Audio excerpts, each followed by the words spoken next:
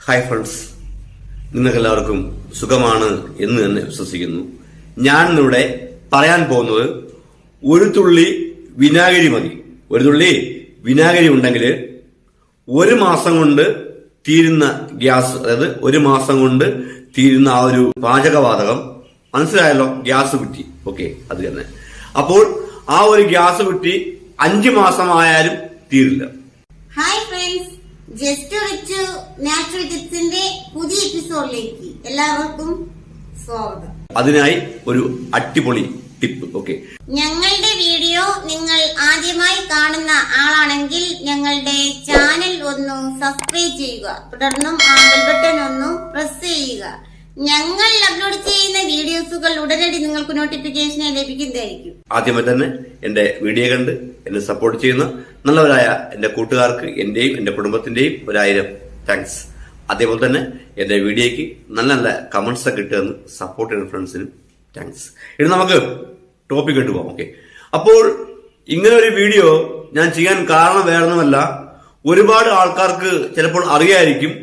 അതിന് അറിയാത്ത ആൾക്കാർ ആരെങ്കിലും ഉണ്ടെങ്കിൽ അവർക്ക് ഉപയോഗപ്പെടട്ടെ എന്ന് കരുതിട്ടോ. അപ്പോൾ നിങ്ങൾ വീഡിയോ കാണുക, അറിയാത്തവർക്ക് വീഡിയോ ഷെയർ ചെയ്ത് കൊടുക്കുക. ഓക്കെ, അപ്പോൾ നമ്മളെല്ലാ ആൾക്കാരും പാചകവാതകം, ഗ്യാസ് കുറ്റി, ഗ്യാസ് സിലിണ്ടർ, ഓക്കെ, ഇത് യൂസ് ആക്കുന്ന ആൾക്കാരാണ്. ഓക്കെ, അപ്പോൾ നമ്മൾ അതിനെ തെറ്റായി യൂസ് ആക്കുന്നത് കൊണ്ടാണ് ആ ഒരു ഗ്യാസ് കുറ്റി 1 മാസം 1.5 മാസം ആകുമ്പോഴത്തേക്കും കാലിയാവുന്നത്. ഓക്കെ, അപ്പോൾ ഇന്നത്തെ കാലത്ത് ഇതിനൊക്കെ ഭയങ്കര വിലയാണ്. നിങ്ങൾക്ക് അറിയാലോ, ഒരു ഗ്യാസ് കുറ്റി റീഫിൽ ചെയ്യണമെങ്കിൽ എന്തുമാത്രം പൈസ ഇപ്പോഴാവും. ഓക്കെ, അപ്പോൾ നമുക്ക് പൈസ ലാഭിക്കാം. ഓക്കെ, അപ്പോൾ അതേപോലെ തന്നെ കറണ്ട് ബില്ല് ലാഭിക്കാനും അതിനുണ്ട് ടിപ്പുകൾ. അത് ഞാൻ അടുത്ത വീഡിയോയിൽ പിന്നെ എപ്പോഴെങ്കിലും പറഞ്ഞുതരാം. ഓക്കെ, അപ്പോൾ ആ ഒരു ഗ്യാസ് നമുക്ക് ലാഭിക്കുവാൻ ഒരു അടിപൊളി ടിപ്പ് ഞാൻ പറഞ്ഞുതരും. അതിനു മുൻപ് നിങ്ങൾ ശ്രദ്ധിക്കേണ്ട 1-2 കാര്യങ്ങളുണ്ട്. നിങ്ങൾ ഗ്യാസ് അടുപ്പില് കുക്കറിൽ തന്നെ പാചകം ചെയ്യുക. കുക്കറിൽ തന്നെ പാചകം ചെയ്യുക. ഓക്കെ, അതേപോലെ തന്നെ മറ്റു പാത്രങ്ങളിൽ നിങ്ങൾ എന്തെങ്കിലും വെള്ളം ചൂടാക്കിയോ അങ്ങനെ എന്തെങ്കിലും ചെയ്യുന്നുണ്ടെങ്കിൽ ആ പാത്രം അടച്ചു വേണം. അതായത് ചുരുക്കി പറഞ്ഞാല് ഈ ഒരു ഗ്യാസ് സ്റ്റൗവില് നമ്മൾ ഏതൊരു ആഹാരം പാചകം ചെയ്താലും ഒരു ഗ്ലാസ് വെള്ളം ചൂടാക്കണമെങ്കിൽ നമ്മൾ അത് അടച്ചു വെച്ച് വേണം അത് നമ്മൾ യൂസ് ആക്കുക. അതേപോലെ തന്നെ എല്ലാ സാധനങ്ങളും, അതായത് നമ്മളൊരു കറി വെക്കുന്നുണ്ടെങ്കിൽ ആ കറിക്ക് വേണ്ട സാധനങ്ങളെല്ലാം റെഡിയാക്കി വെച്ച് ഇനി അത് അടുപ്പിലോട്ട് കയറ്റിയാൽ മതി. ആ സമയത്ത് മാത്രം നിങ്ങൾ ഗ്യാസ് ഓൺ ചെയ്യുക. ചില ആൾക്കാരുണ്ട്, അരയ്ക്കത്തില്ലായിരിക്കും, മിക്സിയിൽ അരയ്ക്കുന്ന സാധനങ്ങൾ മാറ്റി വെച്ചിരിക്കും, ഇവിടെ ഗ്യാസ് ഓൺ ആക്കും, മറ്റു സംഭവങ്ങൾ വെച്ചു കൊടുക്കും, പിന്നെ ഒടുക്കുമായിരിക്കും ഇത് അരച്ച് പറക്കി വെച്ചു കൊടുക്കും. ഓക്കെ, അപ്പൊ അങ്ങനെ ചെയ്യാതിരിക്കുക.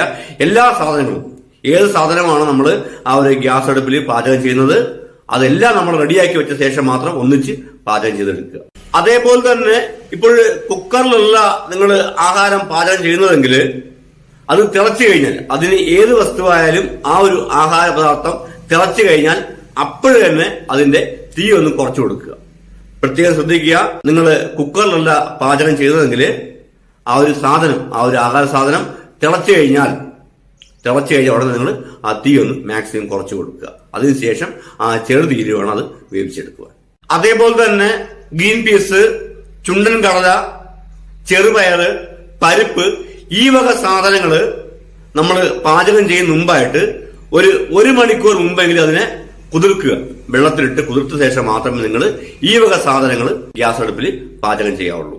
അതേപോലെ തന്നെ ആഴം കുറഞ്ഞ പരന്ന വിസ്താരമുള്ള പാത്രമാണ് നിങ്ങൾ ഗ്യാസ് അടുപ്പിൽ യൂസ് ആക്കുക. ഓക്കെ, അപ്പോൾ ഇത്രയും കാര്യങ്ങൾ നിങ്ങൾ നോർമലി ശ്രദ്ധിച്ചു കഴിഞ്ഞാല് നല്ലൊരു ശതമാനം ഗ്യാസ് നമുക്ക് ലാഭിക്കാനാവും. നിങ്ങൾ ട്രൈ ചെയ്ത് നോക്കുക കേട്ടോ.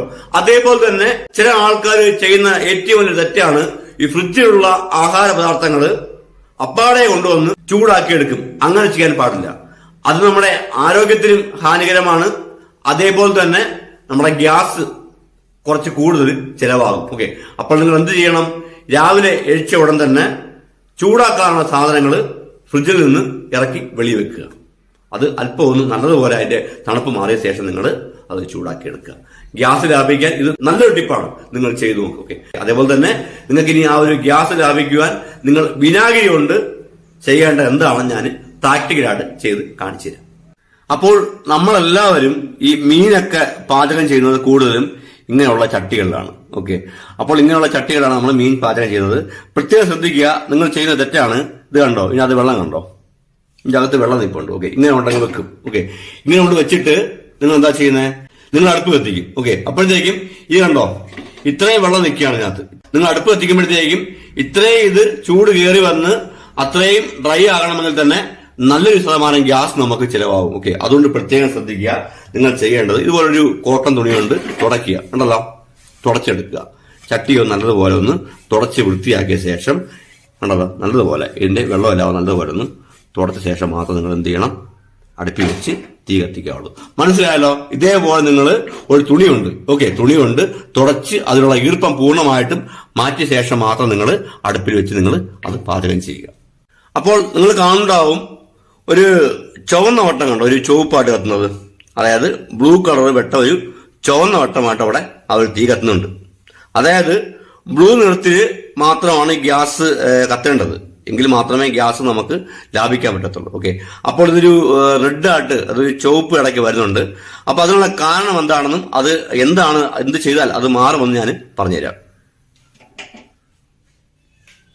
അപ്പോൾ നിങ്ങൾ അവിടെ കണ്ട ആ ഒരു ചുവന്ന വട്ടം അല്ലെ, ഒരു ചുവന്ന വട്ടം വരാൻ കാരണം ഇതിന്റെ അകത്ത് ഡസ്റ്റ്, ഇതിനുള്ളില് കണ്ടോ, ഈ ഹോൾസിന്റെ അകത്തൊക്കെ അഴുക്കടിച്ചിരിക്കുന്നതുകൊണ്ടാണ് ഈ ഒരു വെട്ടം അവിടെ വരാൻ കാരണം. ഓക്കെ, അപ്പോൾ ഈ ഒരു അഴുക്കടിയാൻ കാരണം വേറൊന്നുമല്ല, നിങ്ങൾ പാചകം ചെയ്യുമ്പോഴത്തേക്കും ഈ തിളയ്ക്കുന്ന സാധനങ്ങൾ ഒഴുകി ഇവിടെ വീഴും.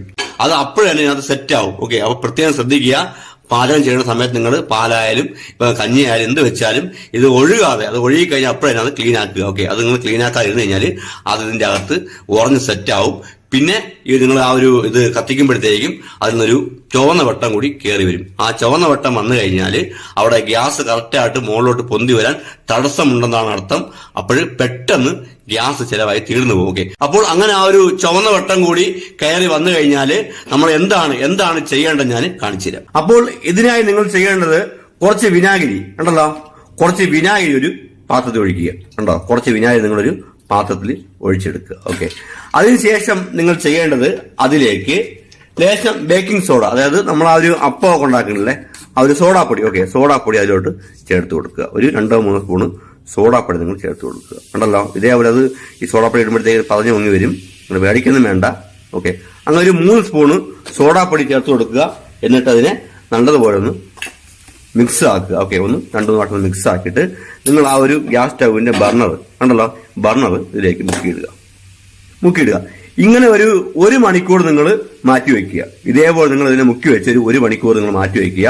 അതിനുശേഷം നമുക്കത് നോക്കാം. ഓക്കെ, അങ്ങനെ നിങ്ങൾ 1 മണിക്കൂർ വരെ ഇത് മുക്കിയിടുക. അതിന് ശേഷം ഒന്ന് ഇതുപോലത്തെ ബ്രഷ് കൊണ്ടൊന്ന് വാഷ് ചെയ്യുക. ഇതുപോലത്തെ ചെറിയൊരു ബ്രഷ് കൊണ്ട് അതൊന്ന് വാഷ് ചെയ്തെടുക്കുക. അതിന്റെ അകവും അതുപോലെ തന്നെ കണ്ടോ പുറമേ നല്ലതുപോലെ വാഷ് ചെയ്തെടുക്കുക. ഇതിന്റെ അകത്ത് ഈ ഹോൾസിനകത്ത് അഴുക്കുണ്ടാവും.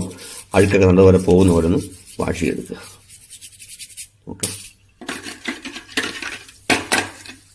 കണ്ടോ ഇപ്പൊ ഈ സംഭവം നല്ല വൃത്തിയായിട്ടുണ്ട്. ഇതിന്റെ അകത്ത് ഒരു അഴുക്കോ കാര്യങ്ങളോ ഒന്നുമില്ല. കണ്ടോ, ഇതേപോലെ നിങ്ങൾ ചെയ്യുക. ഇത്രയും ഭാഗങ്ങൾ, അതായത് ഗ്യാസ് സ്റ്റൗവിന്റെ ഇവിടെ വീട്ടിലിരിക്കുന്ന അഴുക്കുകളൊക്കെ ക്ലീൻ ആക്കാൻ വേണ്ടിയിട്ട് നിങ്ങൾ ആ ഒരു ബർണർ നിങ്ങൾ ഇട്ട് വെച്ച ആ ഒരു വിനാഗിരിയും സോഡാപ്പൊടി മിക്സ് ആയിട്ടുള്ള ആ വെള്ളം കൊണ്ട് ഇവിടെയൊക്കെ തുടച്ചു കൊടുക്കാവുന്നതാണ്. ഇത് കണ്ടോ, ഇതുപോലത്തെ തുണി നിങ്ങൾ ഇത് മുക്കുക. കണ്ടോ, ഇത് മുക്കിയിട്ട് പിഴിഞ്ഞെടുക്കുക. ഓക്കെ, ഇത് വെള്ളം നിങ്ങൾ കാണേണ്ട ആവശ്യമില്ല, സൂക്ഷിച്ച് വെക്കാൻ നിങ്ങൾക്ക്. എന്നിട്ട് ഇതുപോലെ മുക്കിയിട്ട് ഇത് കണ്ടോ ഇതേപോലെ ഒന്ന് തുടച്ചെടുക്കാം. മനസ്സിലായോ? അപ്പൊ ആ ഒരു വിനാഗിരി സോഡാപ്പൊടി ചേർന്ന വെള്ളം കൊണ്ട് 2 ഉപയോഗമാണ് ഉള്ളത്. നമുക്ക് ഗ്യാസ് സ്റ്റൗ വൃത്തിയാക്കാൻ ഉപയോഗിക്കാം. അതേപോലെ തന്നെ നമുക്ക് ആ ഒരു ബർണർ വൃത്തിയാക്കി ഗ്യാസ് ലാഭിക്കുവാൻ നമുക്ക് ആ ഒരു വെള്ളം കൊണ്ട് ഉപയോഗമാകുന്നു. അപ്പോൾ മനസ്സിലായല്ലോ, ഇത്രയും കാര്യങ്ങള് പ്രധാനപ്പെട്ട കാര്യങ്ങളാണ്. ഞാൻ ഈ പറഞ്ഞു തന്ന കാര്യങ്ങൾ അതേപോലെ അനുസരിക്കുകയാണെങ്കിൽ നിങ്ങൾക്ക് 1 മാസം കൊണ്ട് തീരുന്ന ആ ഒരു ഗ്യാസ് സിലിണ്ടർ ഉറപ്പായിട്ടും 4-5 മാസം വരെ കൺഫേം പോയിരിക്കും. നിങ്ങൾ ചെയ്തു നോക്കുക. നിങ്ങൾ ഇതേപോലെ തന്നെ നിങ്ങൾ ചെയ്തു നോക്കുക കേട്ടോ. അപ്പോഴൊക്കെ ഇത്രേ ഉള്ളൂ ഇന്നത്തെ ഞങ്ങളുടെ വീഡിയോ. നിങ്ങൾക്ക് എല്ലാവർക്കും ഇഷ്ടമായി എന്ന് തന്നെ വിശ്വസിക്കുന്നു. വീഡിയോ ഇഷ്ടമായെങ്കിൽ ലൈക്ക് ചെയ്യുക. അഥവാ നിങ്ങൾക്ക് ഇനി വീഡിയോ ഇഷ്ടമായില്ലെങ്കിൽ ഡിസ്ലൈക്ക് ചെയ്യുക. നിങ്ങളുടെ വിലയേറിയ അഭിപ്രായങ്ങൾ താഴെ കമന്റ് ബോക്സിൽ എഴുതുക. ഓക്കെ, ജസ്റ്റ് റിച്ച് നാച്ചുറൽ ടിപ്സിന്റെ പുതിയ എപ്പിസോഡ് വെച്ച് വീണ്ടും കാണും വരെ എല്ലാവർക്കും ബൈ.